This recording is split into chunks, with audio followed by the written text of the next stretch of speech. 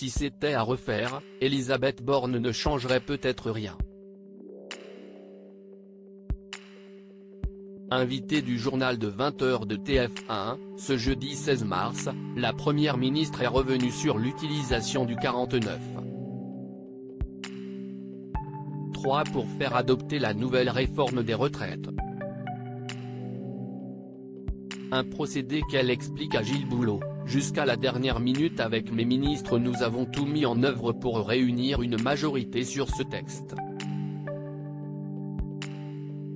Assurant qu'avec le président de la République, elle souhaitait aller au vote, elle déplore que certains au sein du groupe LR ont joué une carte personnelle en contradiction avec ce que portent les Républicains depuis des années. Et ce qu'ils ont même proposé il y a quelques mois. Le compte n'y étant pas, la chef du gouvernement a accepté d'engager sa responsabilité sur le compromis trouvé hier entre les sénateurs et les députés. Mais à l'Assemblée nationale, l'utilisation du 49.3 ne passe pas. En arrivant dans l'hémicycle pour justifier son choix, le bras droit d'Emmanuel Macron est hué, sifflé et confronté à des élus de gauche entonnant la Marseillaise après l'avoir appelé à démissionner. Face à ces cris, Elisabeth Borne s'est dite très choquée.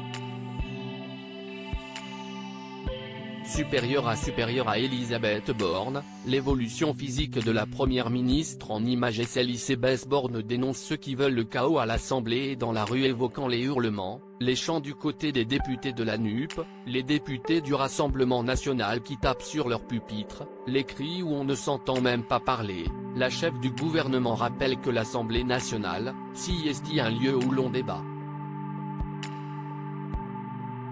Si on ne veut pas s'écouter, je pense que cela traduit le fait qu'un certain nombre de groupes d'opposition ne respectent pas nos institutions, déplore l'ancienne ministre Travail, de l'Emploi et de l'Insertion de Jean Castex. Certains l'ont dit clairement, ils veulent le chaos à l'Assemblée et dans la rue. Agacée, Elisabeth Borne met en garde: je suis certaine d'une chose, le chaos, le désordre, ce sont les Français modestes qui en payent les conséquences. Ainsi, elle assure à Gilles Boulot que ce qui se passe en ce moment, elle ne le vit pas comme un enjeu personnel, ce dont on est en train de parler, si est d'un élément crucial de notre modèle social, si est de notre capacité à le réformer pour assurer sa pérennité. Avant de promettre que la seule chose qui, la, préoccupe est d'apporter des solutions pour son pays. Et de conclure en sous-entendant que son avenir à Matignon pourrait être décidé par le vote à venir. Crédit photo, capture d'écran TF1/JT 20h.